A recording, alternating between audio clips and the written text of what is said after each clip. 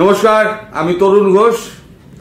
বাংলাদেশের ওপরে ক্রমশ চাপ আস্তে আস্তে আস্তে আস্তে ভারত আরো বাড়াচ্ছে। একদিন শিলিগুড়িতে আপনার হচ্ছিল, সমতল এরিয়াতে আপনার যুদ্ধাভ্যাস হচ্ছিল।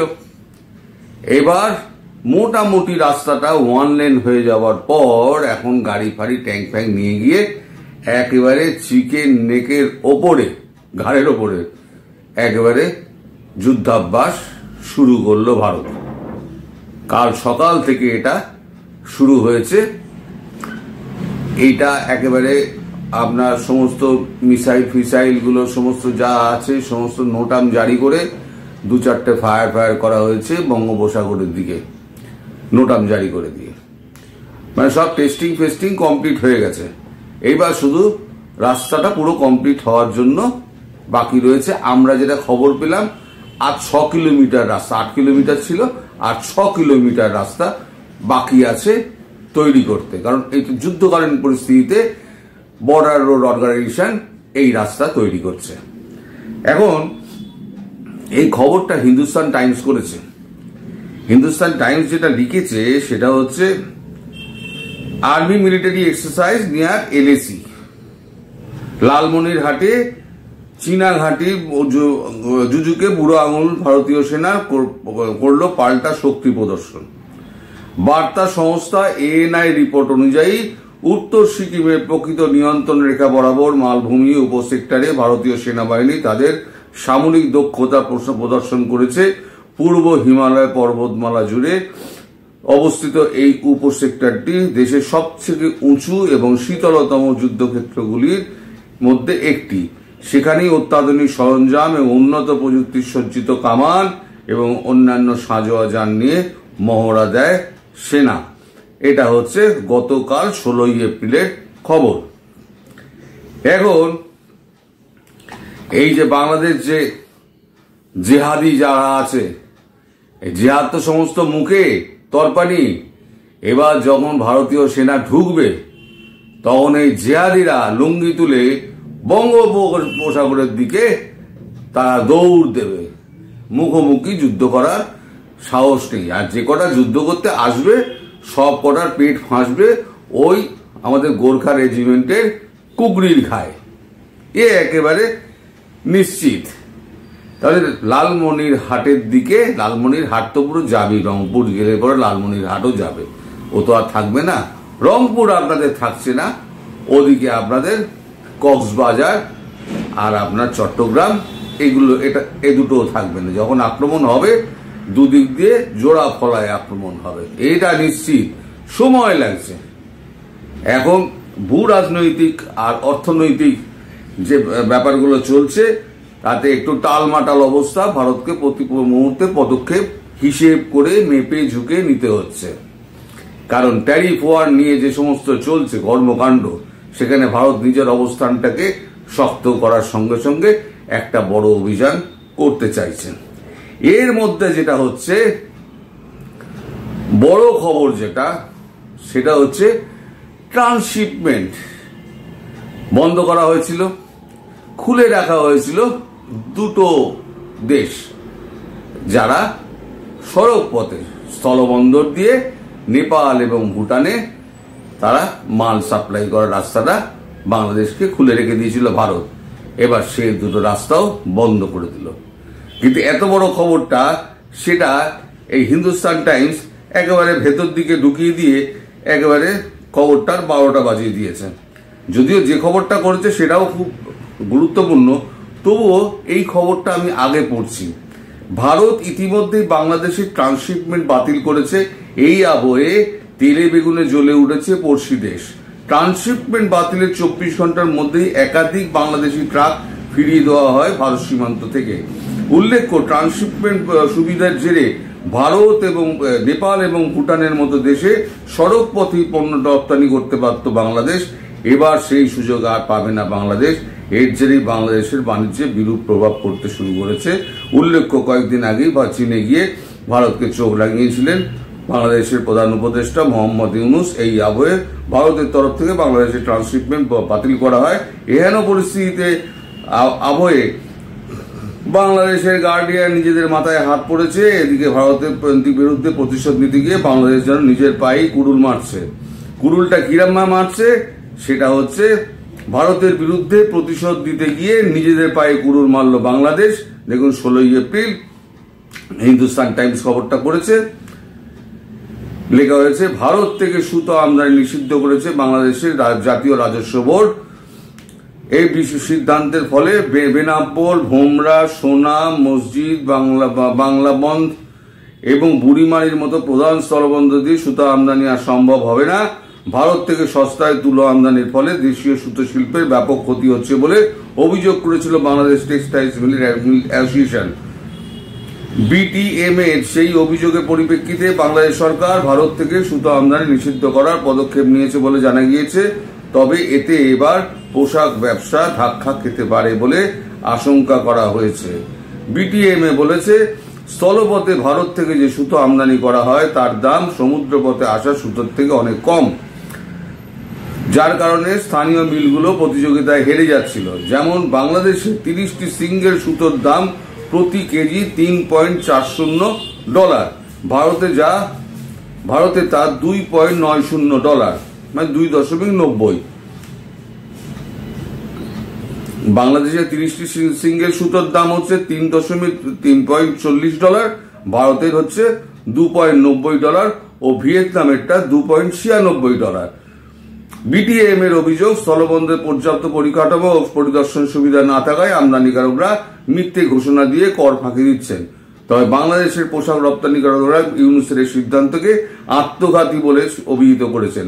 বাংলাদেশের নিটওয়্যার ম্যানুফ্যাকচারার অ্যান্ড এক্সপোর্টার্স অ্যাসোসিয়েশনের সভাপতি মোহাম্মদ হাতেম এই পদক্ষেপের ফলে তৈরি পোশাক রপ্তানির খরচ বাড়বে এবং ক্ষুদ্র মাঝারি উদ্যোক্তাদের জন্য বাজারের প্রতিযোগিতা আরও কঠিন হবে। বাংলাদেশের পোশাক শিল্প দেশের অর্থনীতির মেরুদণ্ড, এটি ভারত থেকে প্রায় 95% তুলো আমদানির ওপর নির্ভরশীল।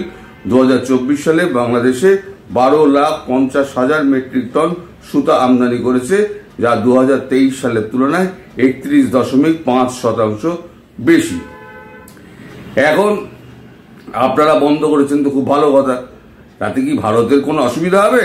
ভারতের কোনো অসুবিধা হবে না, কারণ আপনাদের দেশের যত ফ্যাক্টরিগুলো আছে সেই ফ্যাক্টরিগুলো সমস্ত ভারতবর্ষেই চলে এসেছে।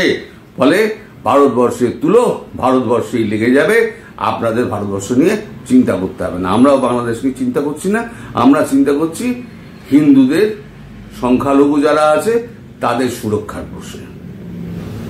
বাংলাদেশ নিয়ে আমাদের আর চিন্তা ভাবনা নেই। বাংলাদেশ ও বঙ্গোপসাগর ভেসে যাক আর উচ্ছন্নে যাক, পরের ছেলে পরমানন্দ, যত ভোগে যায় তত আনন্দ, আমাদের কি আছে? আমাদের কিছু করার নেই।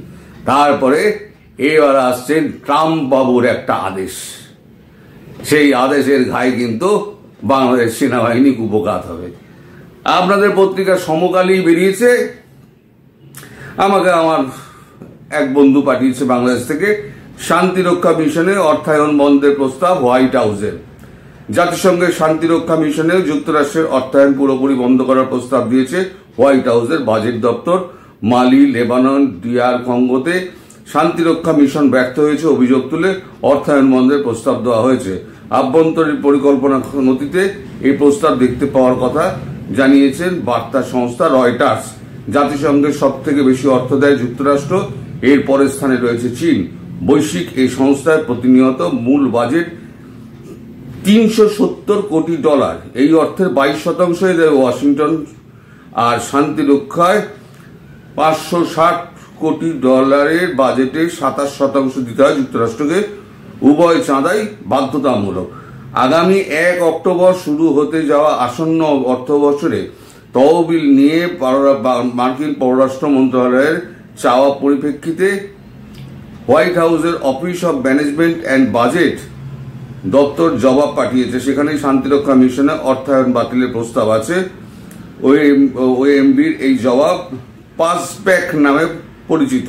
তাদের সামগ্রিক পরিকল্পনায় পররাষ্ট্র মন্ত্রণালয়ের বাজেট প্রায় অর্ধেক কমাতে চাওয়া হয়েছে। নতুন বাজেটে মার্কিন কংগ্রেসে পাশ হতে হবে, সেই সময় আইন প্রণেতারা ট্রাম্প প্রশাসনের যে প্রস্তাব সংশোধন এমনকি খারিজও করে দিতে পারবেন।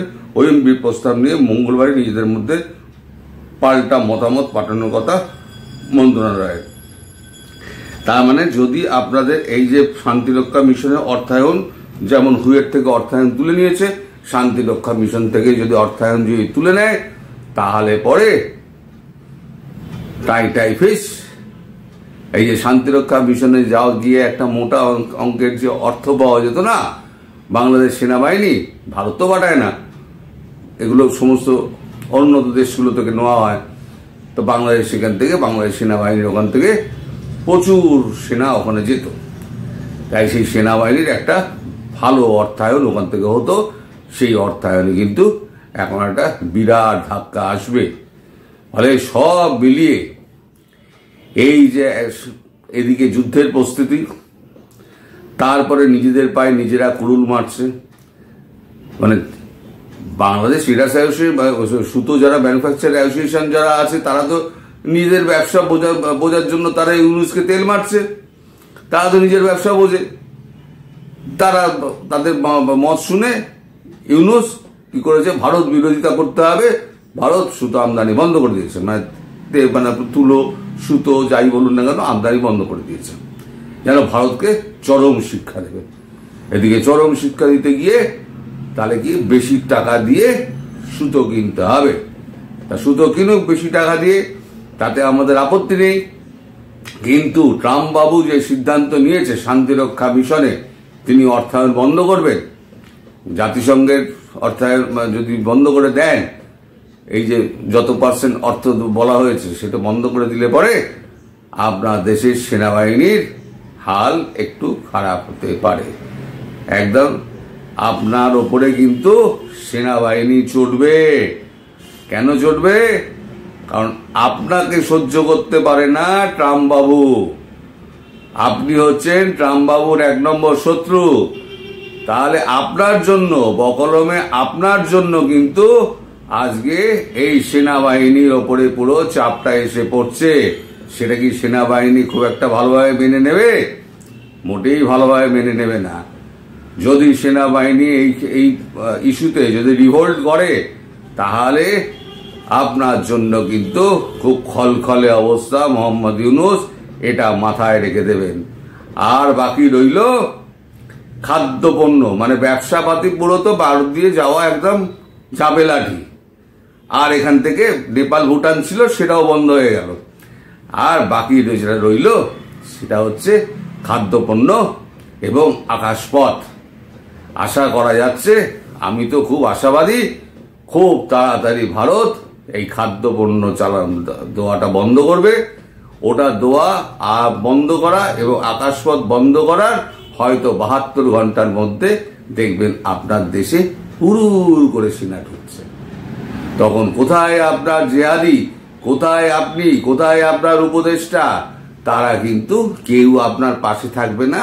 আপনার কলার ধরে হিরির করে ভারতীয় সেনা আপনাকে বার করে নিয়ে যুদ্ধবন্দী হিসেবে ভারতবর্ষে নিয়ে আসবে এবং ভারতবর্ষে বাকিটুকু কাজ আপনার শান্তি মতো হবে। তারপর যখন হাসিনা ওখানে ফিরবেন, ফেরার পর আপনাকে এক্সট্রাডাইট করা হবে।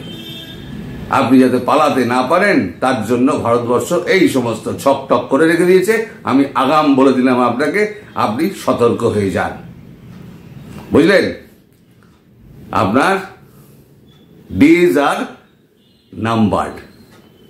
সবাই ভালো থাকবেন, সুস্থ থাকবেন, সাবধানে থাকবেন। নমস্কার।